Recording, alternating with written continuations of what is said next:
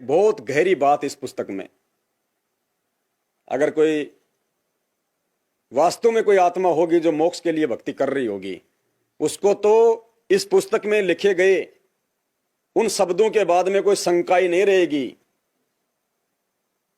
कि सतगुरु रामपाल जी भगवान स्वयं पूर्ण ब्रह्म परमात्मा है। और पुण्यात्मा, ये पुस्तक तो आई कब? ये तो अभी आई है पुस्तक, तो साल 1.5 साल हुई इसको। और दास पिछले 4 साल से चिल्ला रहा है कि भाई ये जो हमारे जो दादा गुरुजी हैं, ये हमारे गुरुजी के गुरुजी नहीं है, इस बहम में मत रहना। ये 650 साल पहले वाली लीला चल रही है। गुरुदेव ने केवल मुंह बोला गुरु बना रखा उनको दुनिया की नजरों में। बाकी तो दादा गुरुजी के गुरुजी संत रामपाल जी हैं, और संत रामपाल जी ने उनको सार शब्द दे के यहां से पार किया है। बहुत सारे लोगों के गले नहीं उतरी, आज भी नहीं उतर रही ये बात कि ये पवन पागल हो गया बिल्कुल पूरी तरह से, काल का दूत हो गया। गुरुजी के गुरुजी को बताओ, कह रहा है कि हमारे दादा गुरुजी तो संत रामपाल जी के चेले थे। हाँ भाई, वो संत रामपाल जी के ही चेले थे। ये भक्ति मार्ग उल्टा चलता हमेशा। और इसी पुस्तक में परमात्मा ने भेद दे रखा उस बात का। अगर कोई पुण्यात्मा होगी तो उसको चोट लगेगी और भगवान को पहचानने में देर नहीं लगाएगा। ये पुस्तक है, जब जब भूल पड़े सभी भाई बहनों के घरों में रखी होगी। पढ़ना पुण्यात्मा इस पुस्तक को, जो पेज नंबर आपको 10 बता रहा है। मेरी बात पे यकीन मत करना, मेरी बात पे तो वो यकीन करेंगे जो परमात्मा के हंस होंगे, जो परमात्मा के बच्चे होंगे, जो ज्ञान आधारी होंगे। बाकी आप मैनेजमेंट वाले तो विश्वास करते ही नहीं कि हम जो बोलते हैं सब झूठ बोलते हैं। अगर तुम्हें लगता है कि ये पुस्तक जेल से गुरुजी ने लिख के भेजी है, तो क्या गुरुजी भी झूठ बोलेंगे? क्या गुरुजी भी झूठ लिखेंगे? जो लिखा है इसमें गुरुजी ने, पेज नंबर है 16 और 17, पेज नंबर 16 और 17 दास आपको पढ़ के सुनाएगा। आप सभी भाई बहन अपने घर पे खोल के देख लेना, पेज नंबर 16 और 15 क्या लिखा हुआ है। स्वामी जी उस कुटिया में 23 जनवरी 1997 तक रहे। जिंद की कुटिया में हमारे दादा गुरुजी, स्वामी यानी दादा गुरुजी, 23 जनवरी 1997 तक रहे। स्वामी जी उस कुटिया में 23 जनवरी 1997 तक रहे। 24 जनवरी को तलवंडी भाई पंजाब में गए। 25 जनवरी को विश्राम किया। 26 जनवरी 1997 को बैठे बैठे सतलोक चले गए। सब आश्रमों की सुविधा त्याग कर अपने दास विदुर के पास आए। यानी पूज्य गुरुदेव जी कह रहे हैं कि अपने दास विदुर के पास आए। वहां जब देखा कि यथार्थ पंथ 13वें पंथ की नींव दृढ़ हो चुकी है और वे सतलोक चले गए। जब उनका जिंद कुटिया में डेरा था, अब क्या बता रहे हैं गुरुजी कि शरीर छोड़ने से पहले जब उनका जिंद कुटिया में डेरा था, जिंद हरियाणा में दादा गुरुजी का, जब उनका जिंद कुटिया में डेरा था, दास उनकी आज्ञा लेकर गांव में सत्संग व पाठ करने गया था। सेवादारों को बताया कि आज दास उस दिन आएगा, तब तक आप गुरुजी का ध्यान रखना। यानी गुरुजी गांव गांव में पाठ करने जाते थे ना, तो बाकी जो सेवादार थे उनको गुरुजी ने कह दिया कि भाई मैं तो जा रहा हूं सत्संग करने, पाठ करने के लिए, और आप अपने गुरुजी का ध्यान रखना, दादा गुरुजी का। उस निश्चित दिन को दास कुछ लेट हो गया, यानी जब वापस आना था उस दिन गुरुजी लेट हो गए। कुटिया में केवल गुरुजी के स्नान आदि की व्यवस्था शुद्धता से की थी। शुद्धता का ध्यान रखते हुए दास जिंद कुटिया किसी भगत के घर स्नान करने लगा, जिस कारण से देर हुई। उस समय तक सेवादारों से 10 बार पूछा कि रामपाल आया है। यानी गुरुजी को वापस आना था, गुरुजी हो गए लेट, किसी भगत के घर पे चले गए, नहाने धोने में लग गए। तो दादा गुरुजी ने वहां के सेवादारों से 8-10 बार पूछा कि रामपाल आया है क्या, रामपाल आ गया क्या, सत्संग करके। उनको तान रखा था, यानी बार बार उनसे वो पूछ रहे थे, उनको तान रखा था कि पता करो क्यों नहीं आया। उस समय मोबाइल को तो कोई जानते भी नहीं थे, अन्य फोन भी गांव में नहीं थे। जब भक्तों को पता चला तो एक भगत आया और बोला, स्वामी जी ने 10 बार पूछ लिया है कि कहां है, आज आने की कह रहा था, क्या कारण हुआ। दास उसी समय भगत की मोटरसाइकिल लेकर तत्काल पहुंचा। यानी गुरुजी उसी समय आदेश पाके कि भाई गुरुजी याद कर रहे हैं बार बार, तुरंत जिंद कुटिया में पहुंच गए, अपने मुंह बोले गुरुदेव के पास में। कई भगत बैठे थे। दास ने दंडवत किया, चरण चंपी करने लगा। दास का सिर पकड़ा और ऊपर को किया। दादा गुरुजी ने अपने गुरुजी का सिर पकड़ा प्यार से और ऊपर किया। बोले मैंने भगवान पा लिया। क्या बोले? मैंने भगवान पा लिया, तेरा पाना दुर्लभ हो गया। स्पष्ट लिखा हुआ है कि तेरा पाना दुर्लभ हो गया। दादा गुरुजी अपने गुरुजी का सिर पकड़ के कह रहे हैं कि दास ने तो भगवान पा लिया और तेरा पाना मुश्किल हो गया। किसको कहेंगे कि तेरा पाना मुश्किल हो गया? यानी इस कलयुग में भगवान पाना बड़ा मुश्किल हो गया। गुरुदेव को कह रहे कि तेरा पाना बड़ा मुश्किल हो गया। तो दादा गुरुजी ने किसको पाया भाई? सतगुरु रामपाल जी भगवान को। पहले तो कह रहे हैं कि मैंने भगवान पा लिया और फिर कह रहे हैं तेरा पाना बड़ा दुर्लभ हो गया। तो गुरुजी क्या बोले? दास चुपचाप रहा। गुरुजी कुछ नहीं बोले। अरे अगर आम व्यक्ति होते, इंसान होते, अगर गुरु अपने चेले को कहेगी भाई मैंने तो भगवान पा लिया और तेरा पाना बड़ा मुश्किल हो गया, तो चेला ये नहीं कहेगा कि गुरुजी ये क्या बोल रहे हो? गुरुजी आप मुझ जैसे 2 कोटि जीव को आप भगवान बता रहे हो? ये परमात्मा, मैंने तो आपको पाने के लिए भक्ति करी, आप कह रहे हो कि तेरा पाना बड़ा मुश्किल हो गया। गुरुदेव की अंतरात्मा की आवाज थी। क्या कह रहे हैं गुरुजी? कि नालायक को झूठ मत मान लेना इस बात को। ये गुरुदेव की अंतरात्मा की आवाज थी। यानी उस आत्मा ने अपनी अंतरात्मा से साक्षात्कार किया भगवान का और फिर उसने कही ये बात है कि ये तुम्हारे दादा गुरुजी की अंतरात्मा की आवाज थी। संकेत कर दिया गुरुजी ने इस पुस्तक में कि दादा गुरुजी ने नालायक को मुझे ही कहा कि तेरा पाना बड़ा मुश्किल हो गया भगवान, क्योंकि उन्होंने देख लिया था। अगले दिन तलवंडी भाई वाले आश्रम में चले गए, वहां से सतलोक गमन किया। अब देखो पुण्यात्माओं, स्पष्ट रूप से लिखा हुआ है, मैंने तो कोई मिलावट की नहीं इसमें, गुरुदेव के हाथों से लिखी हुई है, हिसार जेल से आई है, तुम ही लोग बांट रहे हो। तो इसमें साफ साफ लिखा हुआ है, दास का सिर पकड़ा और ऊपर को किया और बोले मैंने भगवान पा लिया, तेरा पाना दुर्लभ हो गया। अब किसको कहेंगे वहां पे ये बात कि तेरा पाना दुर्लभ हो गया? तो कौन है? संत रामपाल जी भगवान स्वयं परमात्मा है। इनका कोई गुरु नहीं है। केवल दुनिया की नजरों में इन्होंने आदरणीय रामदेवानंद जी महाराज जी को अपना गुरु धारण किया था। असल में रामदेवानंद जी महाराज के गुरु संत रामपाल जी भगवान थे। ये कबीर परमात्मा है, इस धरती पे प्रकट है, अपने आप को छुपाए हुए है। ए ठगवाड़ा ठगी देश, धानक रूप रहा करतार, खणा सियारा बोतावारी, नानक जी कहते हैं ना। तो ये परमात्मा है भाई, पहचानो इसको। और भगवान के आगे फिर कैसे आरतियां की जाती हैं? मोबाइल लगा के आरती नहीं की जाती भगवान के आगे। अरे हनुमान चालीसा करते थे, मोबाइल में लगा के करते थे क्या उस पत्थर के आगे? हैं? मुंह का थूक सूख जाता था बोलते बोलते, इतना लंबा होता था वो। और आज ये साक्षात हनुमान मिल गया, भगवान मिल गया, परमात्मा मिल गया, और इसके आगे हम क्या कर रहे हैं? ढीले और छोड़ दी हमने। तो भाई ये भी ढीले और छोड़ जाएगा। ये किसी का सगा नहीं है, ये सगा उसका है जो इसका सगा बनेगा। बाकी ये किसी का सगा नहीं है, निर्मोही परमात्मा है। गरीब परम शक्ति संगीतम रिद्धि सिद्धि दाता सोही, अविगत गुण अतीतम सत्य पुरुष निर्मोही। इसको किसी से मोह नहीं है कि जबरदस्ती लेके जाएगा, नहीं तो इसका मन नहीं लगेगा सतलोक में। पहचानो इस परमेश्वर को, इस भगवान को। अब ये ज्योति पाठ के नाम पे देखो कैसे हमारे को लूटा जा रहा है। आपने देख लिया, जान लिया, सब कुछ परमात्मा के सत्संगों से आपने सुन लिया। अब परमेश्वर ने क्या कहा? अरे गुरुजी अगर आश्रम में है, जब तो हम उनको ज्योति कराएं, हम उनको पाठ कराएं, कोई दिक्कत नहीं है। लेकिन उनकी गैर हाजिरी में तो परमात्मा ने हमें 5 यज्ञ दे रखी है, जिनमें एक हवन यज्ञ भी है, एक ज्योति यज्ञ भी है। तुम्हें अलग से ज्योति कराने की आवश्यकता ही नहीं है। अगर तुम इसी ज्योति को जो 5 यज्ञ के अंदर आती है, एक यज्ञ है ज्ञान की, एक यज्ञ है, दूजी यज्ञ है ध्यान की, तीजी यज्ञ है हवन की, चौथी यज्ञ है प्रणाम की, 5वीं यज्ञ सत्संगति, ये धर्म यज्ञ, ये भंडारे। अगर तुम इनको भी सही तरीके से कर लोगे, अपने घर पे भी सही तरीके से ज्योत यदि तुम जलाओगे, परमात्मा ने कहा कि भर के डाल दे कटोरा, क्या जा रहा है? अरे भगवान के आगे जला रहा है ना, वो रखता नहीं किसी का, पता नहीं कितना गुना दे देगा तेरे को घी पैसा। तू थोड़ा सा दिल को खोल के लगा तो सही।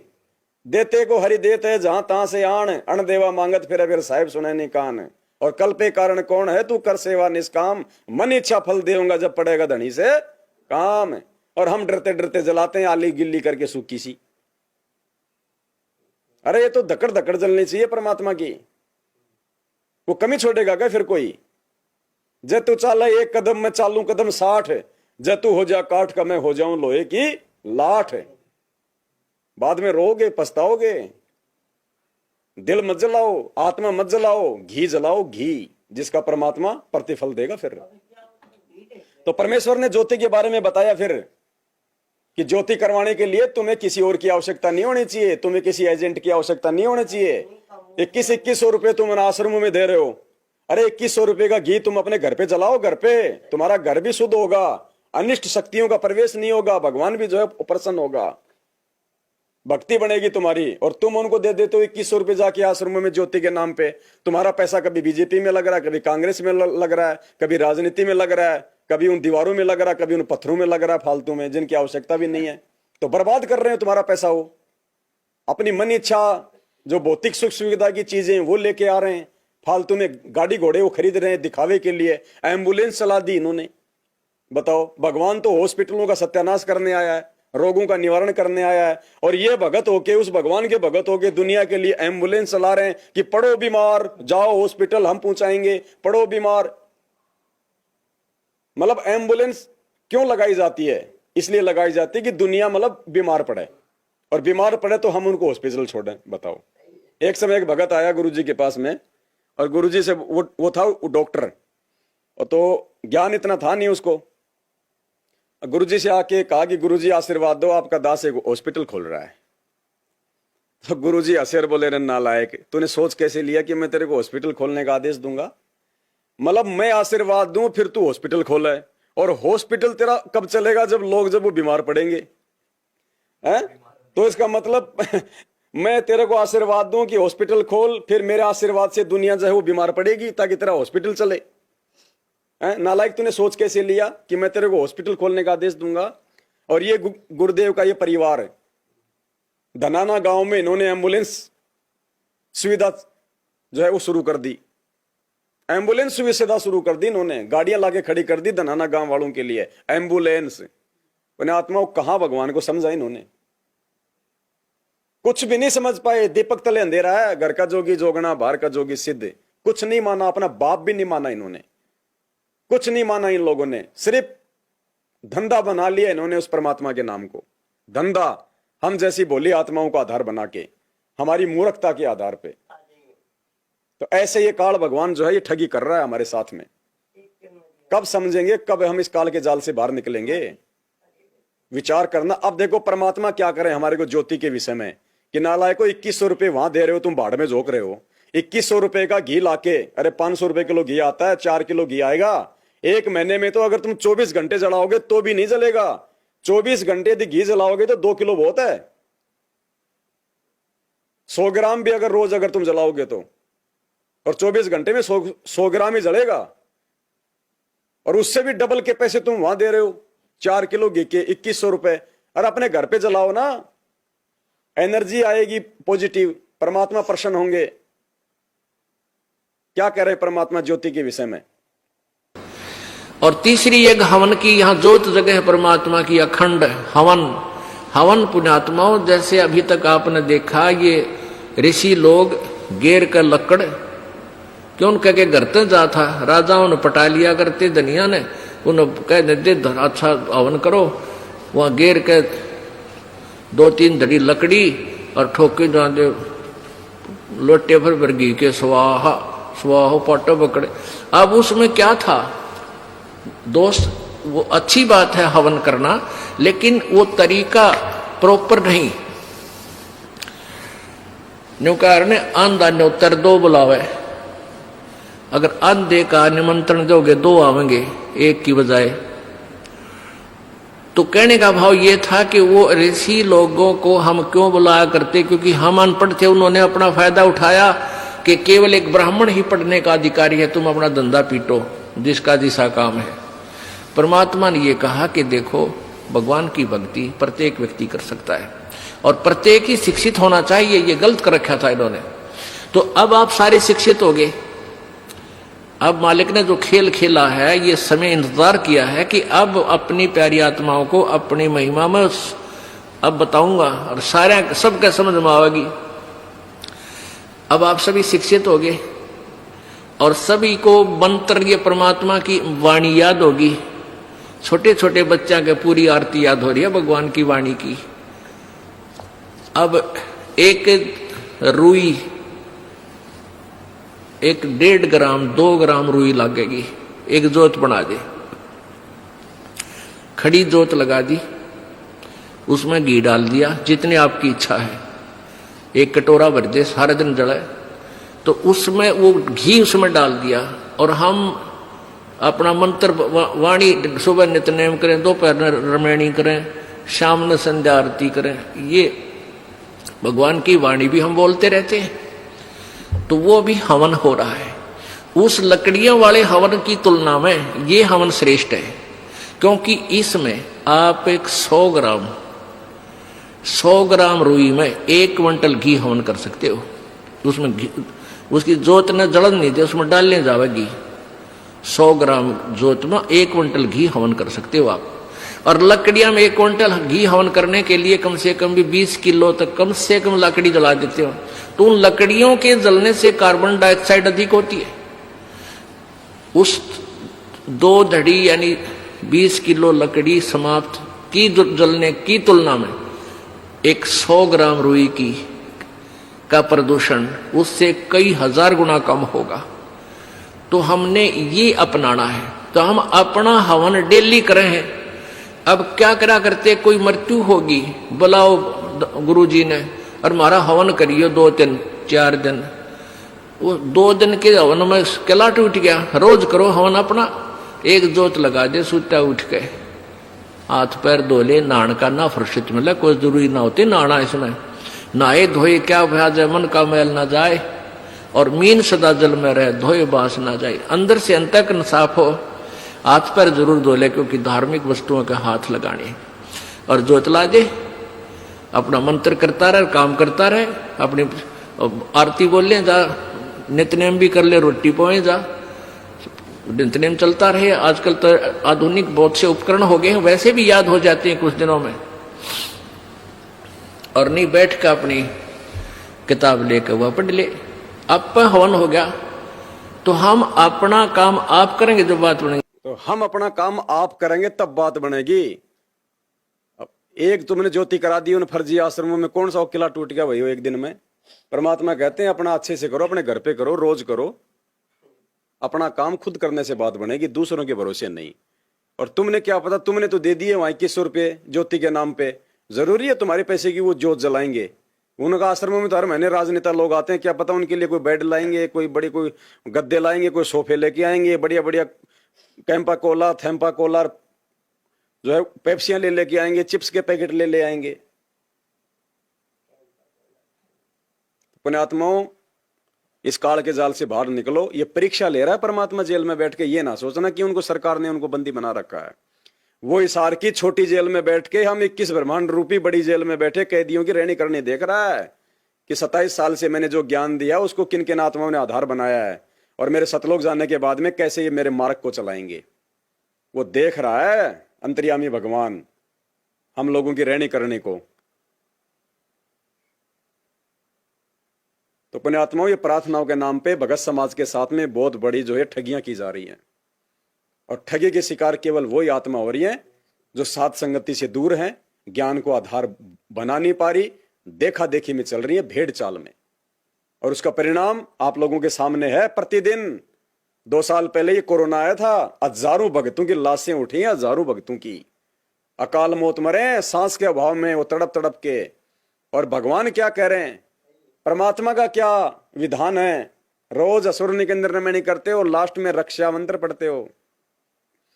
गरीब सतगुरु शरण शरण आई, शरण गए कुछ भय नहीं व्यापे, काल जाल भय मिट जाई, रोग शोग छल छिद्र न व्यापे, सन्मुख न ठहराई। रोग मानी कोई भी महामारी जो आपकी भक्ति में जो रोड़ा अटका दे। रोग शोग, शोग यानी दुख, छल छिद्र यानी तुम्हारे ऊपर कोई भी दुनिया का जादू मंत्र टोना मूठ वशीकरण कुछ भी काम नहीं करेगा। जो मर्यादा में रह के भगवान की जो भक्ति करेगा। 98 प्रकार की मूठ बताइए परमात्मा ने। 98 प्रकार के जादू मंत्र होते हैं, गाल गालना, जो दूसरों को परेशान करवाया जाता है जंत्र मंत्र करके। कहते हैं उन 98 में से एक भी मेरे भगत के ऊपर काम नहीं करेगी अगर वो मर्यादा में रह के मेरी भक्ति करेगा तो। रोग शोग छल छिद्र न व्यापे, सन्मुख न ठहराई, झैर अग्नि तन निकट न आवे, दूरी जात रंगाई। मर्यादा में रहने भक्ति करने वाले जो साधक होगा, कहते हैं झैर और अग्नि भी उसका कुछ नहीं बिगाड़ पाएगी। अब जानबूझ के आग में कूदोगे तो मरोगे। अनजाने में यदि आग का तुम्हारे ऊपर कोई अटैक हो गया, यदि तुम जो है मतलब पानी में गिर गए, तुम किसी नदी में जो है वो गिर गए, तुम्हारे को तैरना नहीं आएगा, किसी भी बहाने से परमात्मा तुम्हें बचाएगा। कहीं आग लग गई, तुम कहीं काम कर रहे हो, चारों तरफ वहां पे कोई आग लग गई, कोई शॉर्ट सर्किट हो गया, तो परमात्मा तुम्हें उस आग से निकालेगा, तुम्हारा बाल बाका नहीं होने देगा, क्योंकि भगवान धरती पे है। ये वही भगवान है जिसने प्रहलाद भगत को लोहे के लाल खंबे से बचाया था। पुण्यात्माओं, हम तो साक्षात सीधे सीधे इसकी शरण में हैं, और सीधा सीधा भगवान आज इस धरती पे मानव शरीर में है। क्या हमें नहीं बचाएगा, हमारी रक्षा नहीं करेगा? बाप अगर अपने बेटे की रक्षा नहीं करेगा तो क्या पड़ोसियों की करेगा? तो ज्योति के विषय में परमात्मा ने हमें बता दिया कि अपने घर पे ज्योति करो, उस ज्योति के भरोसे मत रहो। और वो ज्योति भी यदि तुमने वो करवानी है तो अपने गुरुदेव के हाथों में पैसा दो, ताकि सुपात्र के हाथ में पैसा जाएगा, पैसे का सदुपयोग होगा तो देने वाले को लाभ मिलेगा। कुपात्र को दान करोगे तो वो क्या करेगा बताओ? तुमने पैसा दिया इन मैनेजमेंट वालों को, इन्होंने जाट आरक्षण में दे दिया उन जगत वालों को। राजपूत करणी सेना को इन्होंने 5 लाख रुपए दे दिए तुम्हारे दान के। अब वो जगत वाले बीड़ी पिएंगे, हुक्का पिएंगे, शराब पिएंगे, उल्टे काम करेंगे सारे, तो तुम्हारे दान का हुआ ना हुआ दुरुपयोग। तो क्या मिलेगा तुम्हें? अकाल मौत मिल रही है ना। कोरोना में हजारों भगत मरे ना। दुनिया में संत रामपाल जी का नाम बदनाम हुआ कि लोग तो कहते थे कि इनके भगत को काल छू भी नहीं सकता, और यहां तो इनके भगत को काल ऐसे मरोड़ रहा है जैसे बाज जो मतलब की चिड़िया को पकड़ के लेके जाता है। तो गुरुदेव की बदनामी का कारण बने, खुद भी मौत के घाट उतरे, और गुरुदेव की निंदा का भी जो है वो कारण बने, डबल पाप कमा के ले गए। पुण्यात्माओं, काल भगवान बराबर की शक्ति है, छोटा मत समझना इसको। जो ये पूरी दुनिया चला रहा है ना, ये कम नहीं है। इसलिए परमात्मा ने इससे बचने के हमारे कोई तरीके बताए, सावधानियां बताई इन सत्संगों के माध्यम से। और पाठ, क्या आवश्यकता तुम्हें आज वहां पे वो पाठ करवाने की? वो पाठ करने के अधिकारी नहीं है। अगर तुम अपने घर पे ये 3 समय का पाठ यदि तुम परमात्मा की बताई गई मर्यादा और विधि से यदि तुम करोगे, ये 3 समय का पाठ है, ये नित्य नियम पाठ लिखा हुआ है भगवान ने। नित्य नियम पाठ, इसका मूल्य यानी रोजाना घर पे पाठ करने के लिए पुस्तक दी है। जब तुम ये 3 समय का पाठ अपने गुरुदेव को भगवान मान के उनके आगे खड़े होके सम्मान में करोगे, इन वाणियों पे ध्यान देके, जैसा कि जब जब भूल पड़े पुस्तक में भी लिखा परमात्मा ने, तो तुम्हें दूसरे पाठ की जरूरत ही नहीं है। तुम्हें आवश्यकता नहीं पड़ेगी तुम्हें उस पाठ की, जब तुम इस पाठ को विधि से कर लोगे, ढंग से कर लोगे तो। पुण्यात्माओं, ये जो 7 संगतियां हैं, ये कबीर परमात्मा सतगुरु रामपाल जी भगवान का यथार्थ 13वां पंथ है। साध संगति से जुड़ के हम भगवान को पहचान सकते हैं, और मर्यादा में रह के हम भगत बन सकते हैं, जिस भगत की भगवान को आवश्यकता है सतलोक के लिए। बाकी ना आश्रमों से आए हो, आप कोई पाकिस्तान से नहीं आए हो, आपको इनकी रहने करने का अच्छे से पता है।